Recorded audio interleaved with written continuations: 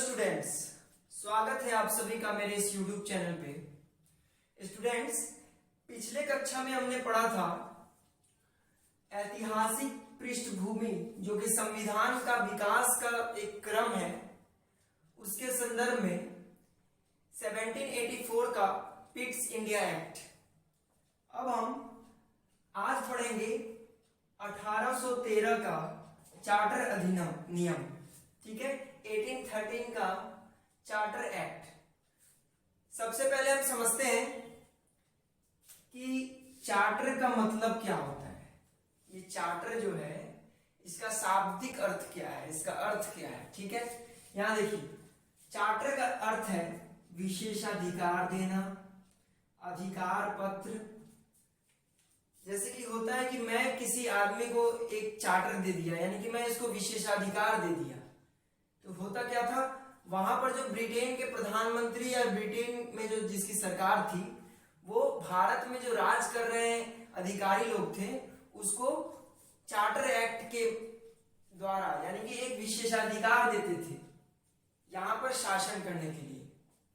चलिए ठीक है, 1813 का जो ये अधिनियम है, अगर आप लोग नोट कर रहे हैं तो उसके नीचे एरो देके लिख लीजिए तीन बातें।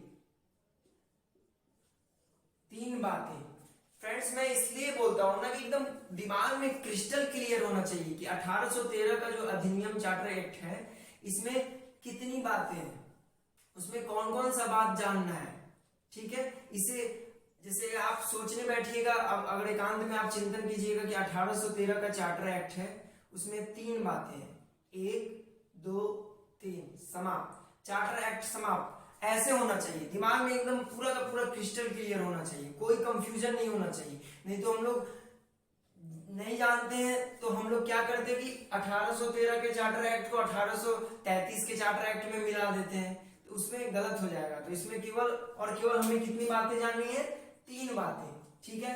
फ्रेंड्स, मैं हर एक वीडियो में हमेशा बोलता हूं कि हम लोग के पास तीन किताब होनी चाहिए। हम लोग तीन किताब लेके बैठे, एक है लक्ष्मीकांत, लुसेंट और घटना चक्र। इससे क्या होगा, मैं जब पढ़ा दूंगा तो आप खुद से फिर से ये 1813 का चार्टर एक्ट पढ़िएगा, तो उसमें क्या होगा, खुद से आप और उस सब्जेक्ट पे या और इस टॉपिक पे अच्छा कमांड कर पाइएगा। और जब कमांड हो जाने के बाद आप जब ये घटना चक्र बनाइएगा, तो इससे क्या होगा, अंदर से आपको कॉन्फिडेंस आएगा कि अच्छा, इसमें तो ऐसा सवाल पूछा जाता है। इसमें जैसे कि देखिए, 1813 का चार्टर एक्ट आईएएस के एग्जाम, यूपीएससी द्वारा जो कंडक्ट किया जाता है आईएएस का एग्जाम, 2019 में पूछ चुका है। ये चार्टर एक्ट 1813 का अधिनियम आईएएस के एग्जाम 2019 में पूछ चुका है। मैं इसलिए ये बात बताता हूं, जब आपको मैं पढ़ा दूं तो आप पुराना जितना भी क्वेश्चन जो चार्टर एक्ट से संबंधित है, उस क्वेश्चन को बनाइए और मेरा मूल्यांकन करिए कि मैं जो पढ़ा रहा हूं, ये जो आ रहा है क्वेश्चन उससे आ रहा है कि इससे बाहर से आ रहा है, तभी मेरी जीत होगी। मेरी ये हमेशा कोशिश है कि मैं आप सभी को पीटी तो जरूर पास करवा दूं, क्योंकि पीटी पास करना बहुत जरूरी है। क्योंकि अगर हम कोई अधिकारी बनते भी हैं तो उसके लिए मेंस का एग्जाम जरूरी है। मेंस के द्वारा हम अधिकारी बनते हैं, ना कि पीटी के द्वारा। पीटी को तो बस भीड़ को कम करने के लिए पीटी का एग्जाम होता है, ताकि हम मेंस दे सकें, ठीक है। 2 नंबर 4 नंबर से हम लोग पीटी फेल करते हैं, बहुत दुख होता है। और हमारे दूसरे मित्र मेंस देते हैं और कुछ ना कुछ अधिकारी बन जाते हैं, अपने अपने सपनों को साकार कर लेते हैं। तो ये पूरी कोशिश रहेगी कि पीटी फेल नहीं करना है, चाहे कुछ भी हो जाए। उसके लिए बार बार रिवीजन, हर दूसरे तीसरे दिन पर ये चार्टर एक्ट पढ़ना है। चलिए देखते हैं 1813 का चार्टर अधिनियम है क्या। तो तीन बातें हैं इसमें, और हम लोग जान चुके हैं कि चार्टर का मतलब क्या होता है, विशेषाधिकार देना या एक अधिकार पत्र देना। मान के चलिए अधिकार पत्र था। चलिए तीन बातें में पहला क्या बात है, कंपनी के भारतीय व्यापार को एकाधिकार को, यानी कि कंपनी का जो भारतीय व्यापार पर एकाधिकार था उसको समाप्त कर दिया गया। कंपनी पर जो भारत में जितने भी व्यापार करने आए थे वो यूरोपीय लोग क्या करने आए थे, व्यापार करने आए थे। इसमें क्या हुआ, कंपनी को का जो एकाधिकार था पूरा का पूरा उसके ऊपर वर्चस्व था कंपनी का, इसको क्या किया गया, समाप्त कर दिया गया। पहला बात हम लोग क्या समझे, कंपनी का भारतीय व्यापार पर एकाधिकार को समाप्त कर दिया गया। क्वेश्चन, यूपीएससी का क्वेश्चन सुन लीजिए। यूपीएससी अपना स्टेटमेंट में ये देगा, किस अधिनियम के द्वारा कंपनी के भारतीय एकाधिकार को समाप्त कर दिया गया। तो आंसर क्या हो जाएगा, 1813 के चार्टर अधिनियम। या स्टेटमेंट दे देगा यार, वो स्टेटमेंट दे देगा यूपीएससी कंफ्यूज करने के लिए। 1813 के जगह पर 1833 लिख देगा कि 1833 का चार्टर अधिनियम के द्वारा कंपनी के भारतीय व्यापार के एकाधिकार को समाप्त कर दिया गया। तो आप कंफ्यूज हो जाइएगा, रिवीजन नहीं कीजिएगा तो कंफ्यूज हो जाइएगा कि 1813 होगा कि 1833 होगा। ठीक है, तो हम लोग अब आगे बढ़ते हैं।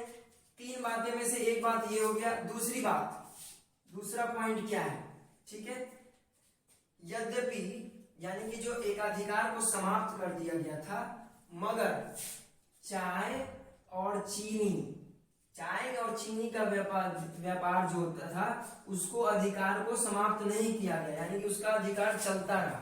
ठीक है, सारा एकाधिकार को समाप्त कर दिया गया, मगर चाय चीनी का व्यापार वो कर सकते थे कंपनी।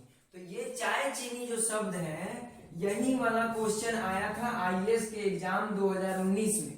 ये आईएएस का एग्जाम 2019 में ये क्वेश्चन पूछा गया था, तो उसी से संबंधित पूछा गया था कि चाय और चीनी का जो एकाधिकार को बनाए रखा गया था वो किस अधिनियम के द्वारा था।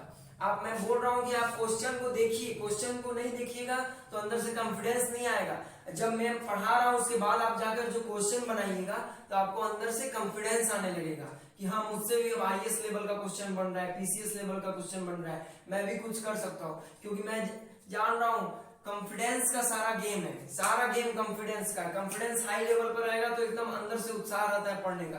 कॉन्फिडेंस लो लेवल पर चल जाता है तो लगता है मुझसे कोई एग्जाम पास ही नहीं कर पाऊंगा, कोई मैं किसी के लायक ही नहीं। इसलिए हमेशा एकदम उत्साह में रहना, हमेशा कॉन्फिडेंस को एकदम हाई करके रहना है।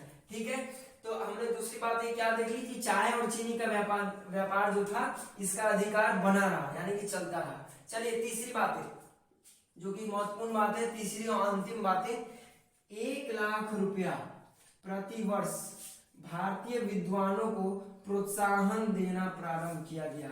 यानी कि 1833 का जो अधिनियम था इसके द्वारा जो भारतीय विद्वान थे, जो यहाँ पर शोध करते थे, जो यहाँ के विषयों पर अध्ययन करते थे, उनको क्या किया गया, 1 लाख रुपया पर ईयर यानी कि प्रति वर्ष भारतीय विद्वानों को प्रोत्साहन हेतु देना प्रारंभ किया गया।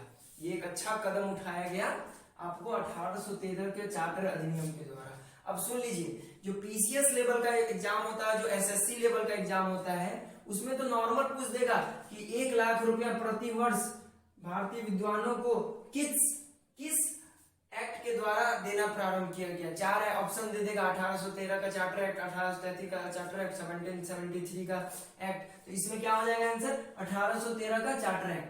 मगर आप जब यूपीएससी लेवल पे जाइएगा, जब आईएएस का जो एग्जाम प्री होता है उस लेवल पे जाइएगा, तो ये स्टेटमेंट देगा, सीधे का सीधा स्टेटमेंट दे देगा। 1813 के जगह पे बोल देगा वो 1853, 53 कर देगा, ठीक है, या 33 कर देगा। ये स्टेटमेंट देगा कि 1833 के चार्टर अधिनियम द्वारा भारतीय विद्वानों को प्रतिवर्ष 1 लाख रुपया देना प्रारंभ किया गया। तो इसमें आप कंफ्यूज हो जाए, इसलिए मैं बोल रहा हूं ना, दिमाग को एकदम शांत करना है, एकदम काम डाउन करना है, और आगे आंख बंद करना है तो सामने दिखे 1833 का चार्टर एक्ट, ठीक है, 1813 का चार्टर एक्ट। उसके बाद उसमें क्या करना है कि आंख बंद करना है। उसमें मैं बोल रहा हूं 3 बातें हैं, 1 2 3 समाप्त। अब कोई जरूरत नहीं है चौथा बात जानने का, ये मेरा दावा है। घटना चक्र हो, चाहे वो लुसेंट हो, चाहे वो लक्ष्मीकांत हो, इस तीनों से अधिक कहीं नहीं लिखा हुआ है। या दूसरी बात, इस 1813 का जो चार्टर एक्ट मैं पढ़ा दिया हूँ, पूरे भारत में मैं ये गारंटी देता हूँ, इससे बाहर क्वेश्चन आ ही नहीं सकता है। जो मैं पढ़ाया हूँ इससे बाहर क्वेश्चन आने का कोई सवाल ही पैदा नहीं होता है। इसलिए फ्रेंड्स आप मेहनत करें और हमेशा रिवाइज करें, क्योंकि हम जानते हैं कि हम जाना क्वेश्चन गलत करके आते हैं। मान लीजिए यूपीएससी जो भी सवाल पूछता है तो उसमें क्या होता है, 2-3 तरह के सवाल होते हैं। एक सवाल होता है कि हम कुछ भी जानते ही नहीं उसके बारे में, कोई वर्ड दे दिया उसके बारे में हम कुछ नहीं जानते हैं, ठीक है, चलिए वो तो हम नहीं जानते हैं, उसके ऊपर हमको उसके ऊपर जाना ही नहीं है। एक होता है 50-50 वाला गेम।